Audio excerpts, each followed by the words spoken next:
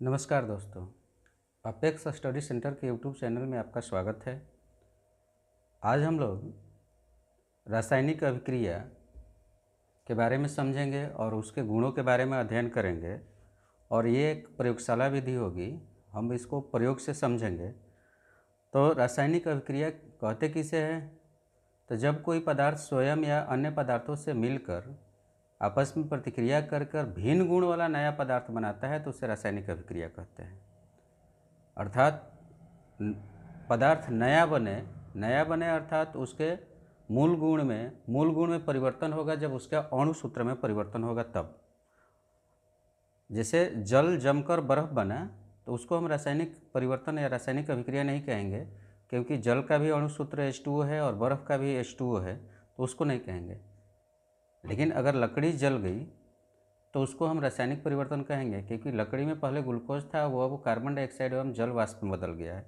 तो अणु सूत्रों में मेन परिवर्तन होना चाहिए।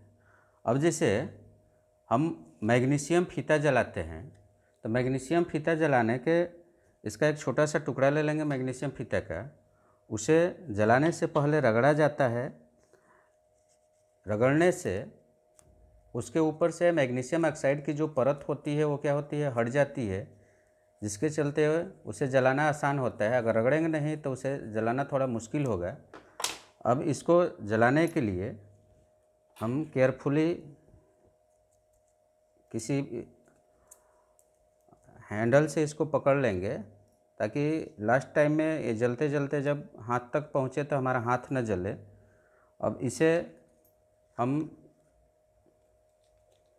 जिस छोर को रगड़े हैं उसको जलाएंगे।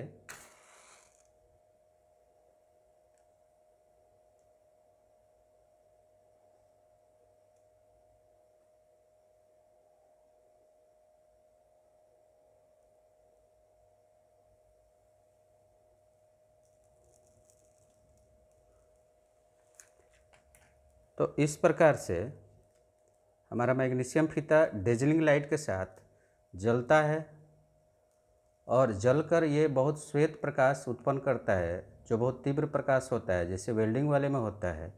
और इसके जलने के बाद हमें सफ़ेद चूर्ण जो है प्राप्त होता है, जो मैग्नीशियम ऑक्साइड का होता है। ये सफ़ेद रूप से जो है हमें प्राप्त होगा। तो मैग्नीशियम फीता का जलना एक क्या है, रासायनिक परिवर्तन है, क्योंकि मैग्नीशियम पहले था और हवा के साथ ऑक्सीजन के साथ जलकर मैग्नीशियम ऑक्साइड बनाया, जो किस रंग का हो गया, सफ़ेद चूर्ण के रूप में हो गया।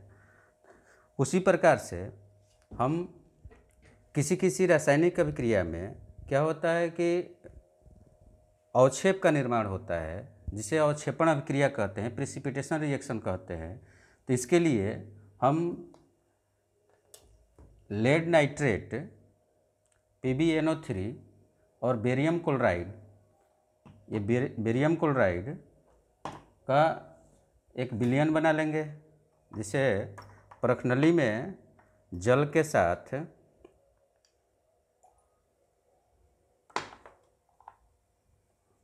हम लेड नाइट्रेट का विलयन बनाएंगे।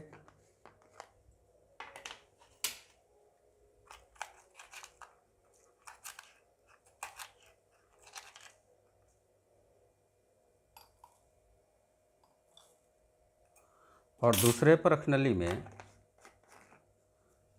हम बेरियम क्लोराइड का विलयन बनाएंगे।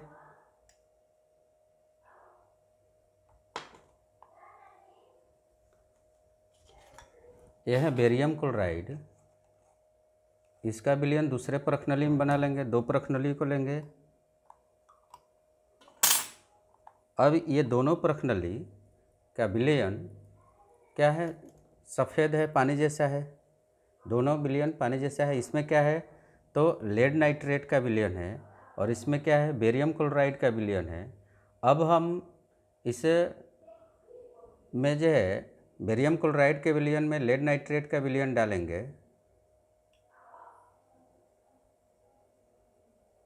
तो कुछ देर बाद हमें इस प्रखनली का जब निरीक्षण करेंगे तो एक अवक्षेपण क्रिया होगी, जिसमें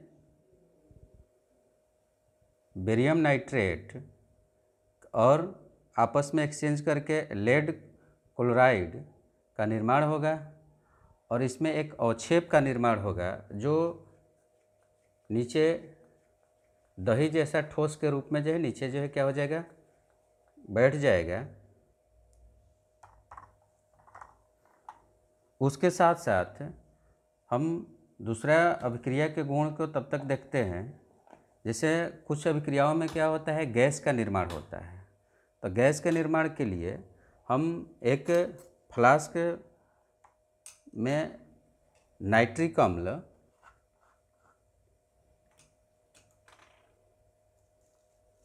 इसमें नाइट्रिक अम्ल डालते हैं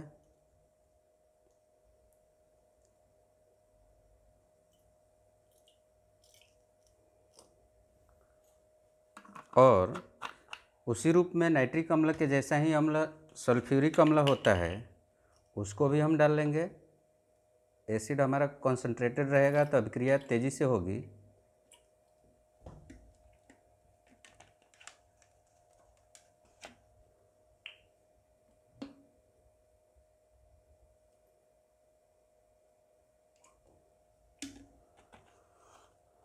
ये हमारा एसिड हुआ।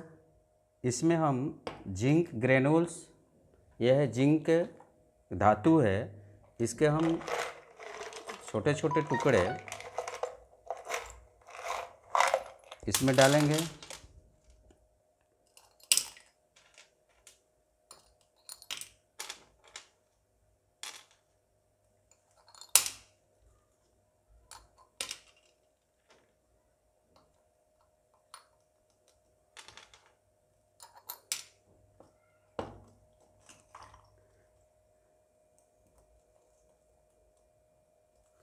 इसमें आप देखेंगे तो बजबजाहट के साथ गैस का निर्माण हो रहा है। ये जिंक धातु नाइट्रिक एसिड सल्फ्यूरिक अम्ल से अभिक्रिया कर रहा है, जिससे हाइड्रोजन गैस निकल रहा है। यह हाइड्रोजन गैस को हम जला भी सकते हैं। जब अधिक मात्रा में बनने लगेगा तो इसे हम यहाँ पर जो है जलाएंगे, क्योंकि ये हाइड्रोजन गैस का, लिक्विड हाइड्रोजन का हम लोग उपयोग रॉकेट फ्यूल में करते हैं, तो इसका उपयोग किया जा सकता है फ्यूल के रूप में, और एक अच्छा फ्यूल है। तो इसे हम जलाकर भी इस अभिक्रिया को देख सकते हैं। अब हाइड्रोजन गैस जलेगा तो पॉप साउंड के साथ जलता है।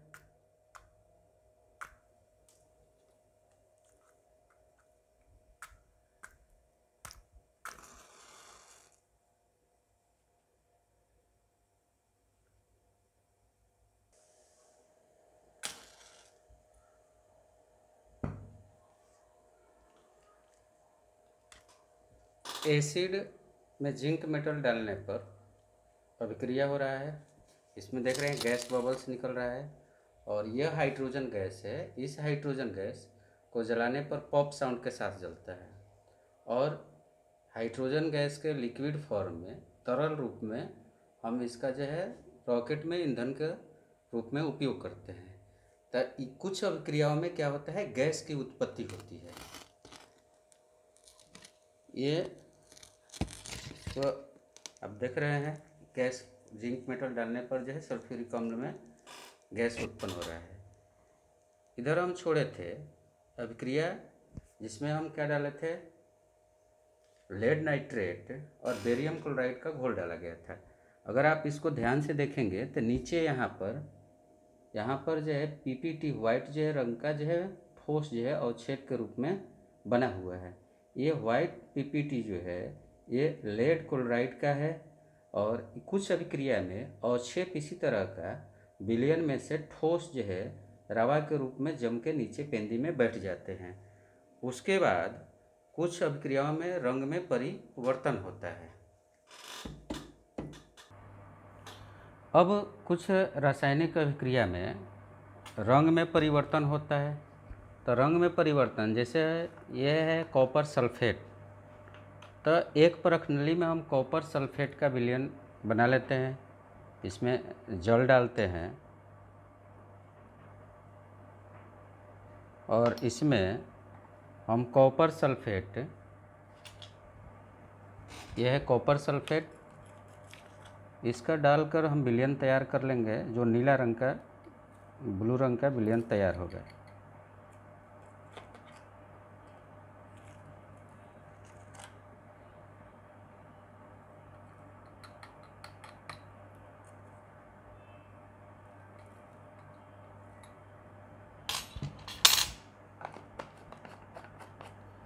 इस कॉपर सल्फेट विलयन का रंग कैसा है?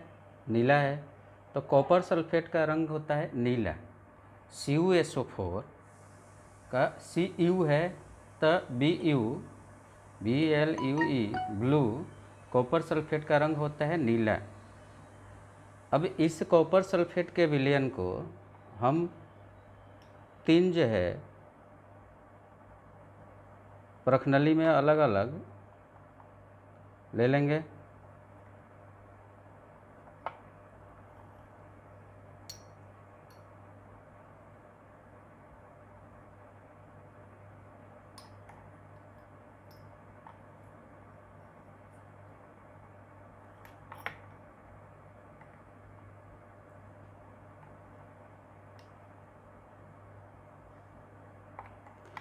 तीनों प्रखनली में क्या है? कॉपर सल्फेट का विलयन लिए हैं। तीनों में नीला रंग है, ये आपको दिख रहा होगा।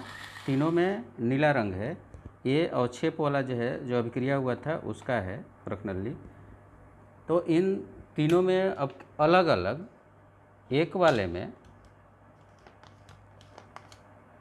हम थोड़ा सा आयरन फिलिंग्स मतलब लोहा का बुरादा डालेंगे।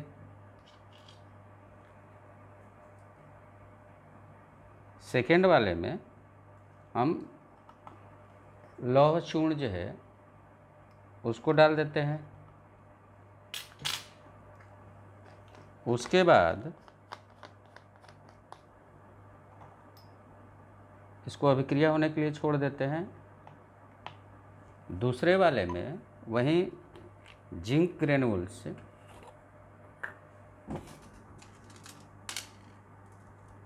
यहाँ हम अभिक्रिया में यूज किए थे, तो उसको जो है जिंक ग्रेनुल्स को दूसरे वाले में डाल देते हैं।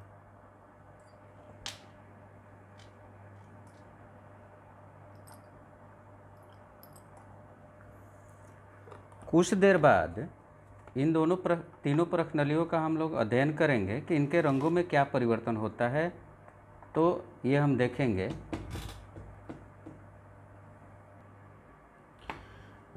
इन तीनों प्रखनलियों का आप अगर रंग देखेंगे तो ये नीला रंग का है।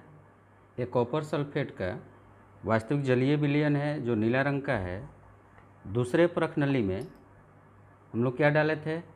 कॉपर सल्फेट में आयरन फिलिंग्स डाले थे, लौह चूर्ण डाले थे, जो कॉपर सल्फेट से अभिक्रिया करके लोहा अभिक्रिया करके फेरस सल्फेट बना रहा है। और फेरस सल्फेट का रंग कैसा होता है? वो हरा होता है। तो फेरस सल्फेट का रंग हरा होने के चलते इस विलयन का रंग कैसा हो रहा है? हरा हो रहा है। और आयरन कॉपर से अधिक क्रियाशील है, इसलिए कॉपर को क्या कर रहा है? विस्थापित करके स्वयं जो है आयरन का सल्फेट बना रहा है। तीसरे वाले प्रखनली में हम लोग क्या डाले थे? जिंक डाले थे। तो जिंक भी कॉपर से ज़्यादा क्रियाशील है, क्रियाशीलता श्रेणी में पढ़े हैं हम लोग अध्याय में।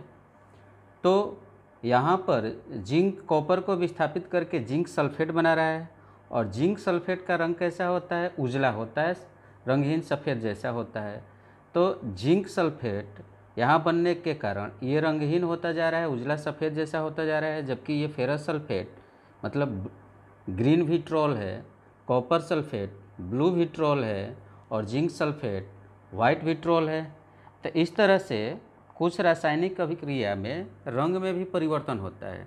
तो हम लोग यहाँ क्या समझे? रासायनिक अभिक्रिया में क्या होता है? मैग्नीशियम ऑक्साइड बनता है सफ़ेद चूर्ण मैग्नीशियम फीता को जलाने पर। फिर उसके बाद देखें हम गैस की उत्पत्ति, उसके बाद हम लोग इसमें देखें अवक्षेप का बनना, रंग में परिवर्तन। तो ये सभी जो है रासायनिक अभिक्रिया की विशेषता है। रासायनिक अभिक्रिया के विशेषता में क्या होगा? गैस की उत्पत्ति होगी, अवक्षेप बनेगा, रंग में परिवर्तन होगा।